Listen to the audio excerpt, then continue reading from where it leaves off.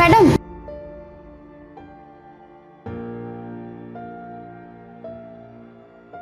Madam আমার খুব কষ্ট হচ্ছে, আমাকে কিছু খেতে দিতে পারবেন? তুমি কে?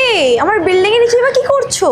আসলে আমার স্বামী 8 মাস আগে এখানেই কাজে এসেছিল, কিন্তু আমি ওকে খুঁজতে এখানে এসে দেখছি ও নেই, আর সেই জন্য আমি এখানে বসে অপেক্ষা করছিলাম।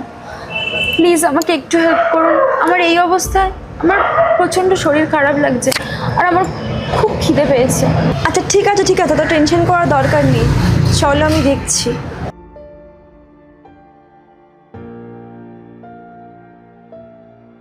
তুমি বসো, আমি তোমার জন্য জল নিয়ে আসছি।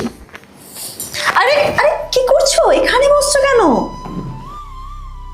ওখানে বসো, আস্তে বসো।